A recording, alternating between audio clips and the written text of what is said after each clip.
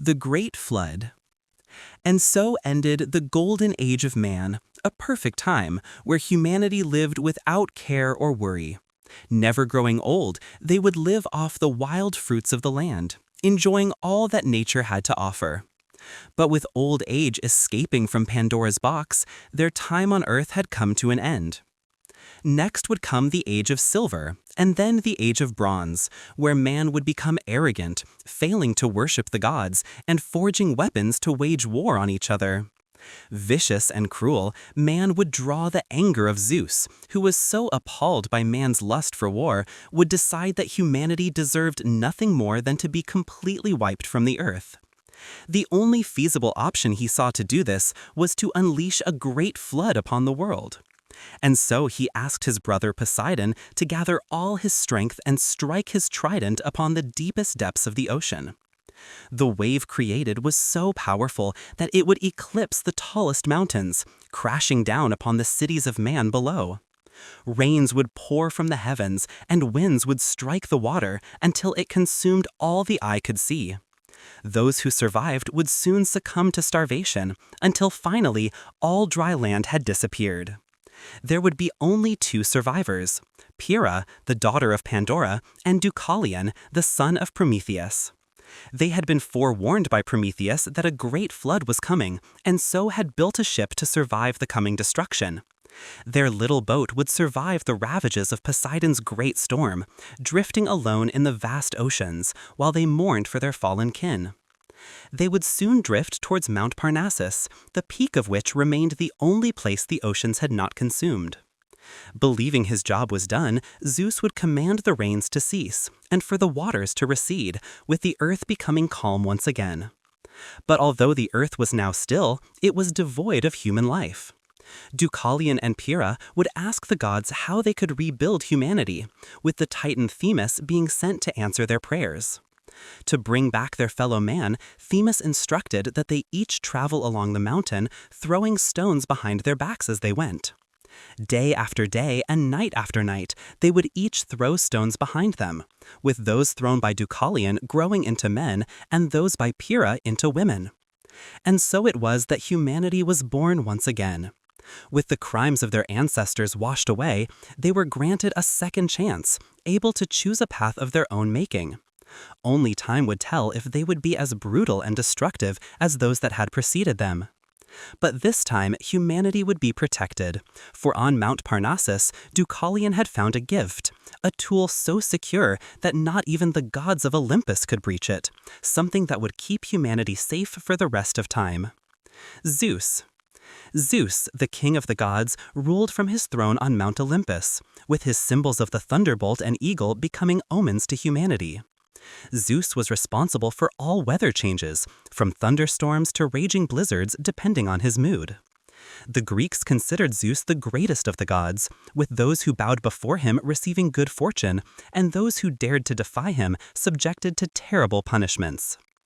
Having now taken control of the world, Zeus would look for a wife to rule by his side. But the king of the gods was famous for his infidelity, with him having no less than 7 wives during his reign. The first to marry Zeus would be the nymph Metis, the goddess of wisdom, with her soon falling pregnant with his child. But Zeus had been warned by his grandparents, Gaia and Uranus, that Metis was destined to bear him a treacherous son, who would one day take his throne. Seeing no other choice, Zeus would swallow Metis before she gave birth, in the hopes of avoiding the prophecy. But after he did so, Zeus would begin to suffer a terrible headache, with the pain becoming so intense that he would ask for his head to be split open with an axe. From the gap in his forehead would spring the child Metis had been carrying inside her, a daughter named Athena, the goddess of war and wisdom, fully grown and ready to take her place as one of the Olympians. Zeus's second wife would be his aunt Themis, the titan of justice and law, who had betrayed her own kind to side with the gods during their war with the Titans. The pair would have only 3 children together, however they would come to garner great power over the mortal world. Known as the 3 Fates, these sisters would become the goddesses of destiny, spinning a thread of life that would determine the road each individual soul would take. The youngest sister would be known as Clotho, the spinner, as she was responsible for spinning the thread of each human life as they were born.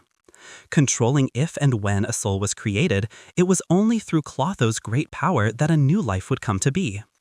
Her older sister, Lachesis, the allotter, would determine the fate of each person.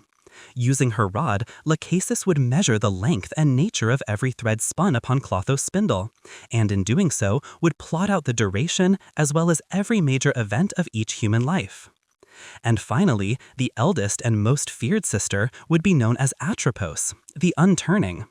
When a mortal's allotted time on Earth had come to an end, Atropos would take her great shears and end their life by cutting through the thread.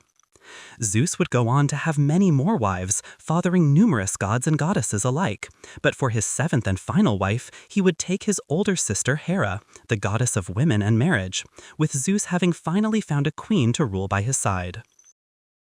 Europa.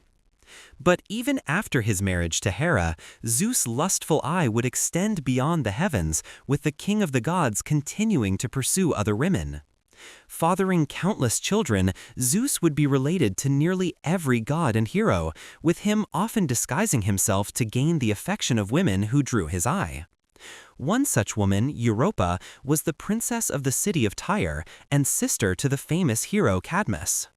One day, as she was picking flowers by the coast, Europa would draw the attention of Zeus, with the king of the gods deciding to claim her as his own. To hide his infidelity from Hera, Zeus decided to transform himself into a magnificent white bull before traveling down to Earth. Upon seeing the bull, Europa would be mesmerized by its beauty and so decided to climb upon its back. The moment she mounted him, however, Zeus would set out at full speed, sprinting straight into the sea. Screaming in terror, Europa would grip desperately to the bull's horns as it ran across the vast ocean. To reassure the terrified princess, Zeus would decide to reveal his true identity, telling her he was not merely a beast, but instead the king of the gods. The two would eventually arrive at Crete, the island on which Zeus was hidden as a child, where she would bear him many children. Their offspring would eventually become some of the most renowned men of Greece, with Minos, the king of Crete and owner of the legendary Minotaur, being amongst them. To commemorate his love for Europa, Zeus would name the continent where they stood Europe in her honor, and would recreate the image of the white bull in the stars, which would become known as the constellation Taurus. Hera. Hera, wife of Zeus and queen of the gods, was the protector of marriage and women, being deeply respected in Greek society.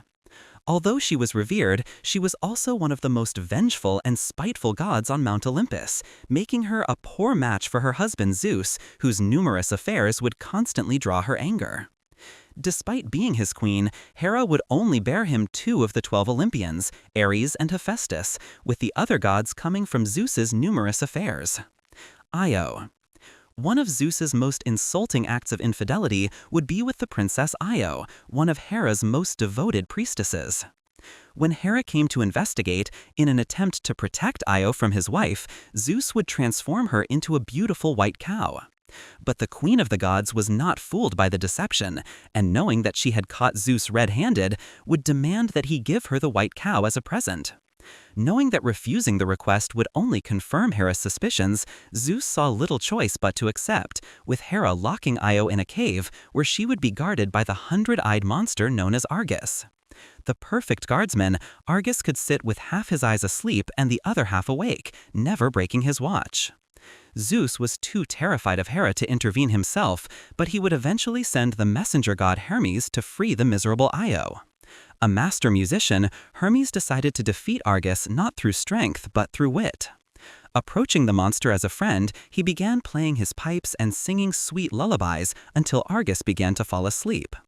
As the 100th eye finally shut, Hermes would take out his sword and slay the beast before releasing Io from her prison. To thank Argus for his service, Hera would take his eyes and set them in the tail of the peacock, her favorite bird, which would become a symbol of her power. Not yet finished with Io, she would send a gadfly to torment her as she made her escape, almost driving the woman insane. Io wandered long and far, with the sea which she ran along being named the Ionian Sea in her honor. The Bosporus, which means Ford of the Cow, would also be named to commemorate the moment she passed by during her wanderings. Io would eventually arrive at the Nile in Egypt, far away from Hera, where Zeus would finally be able to restore her human form.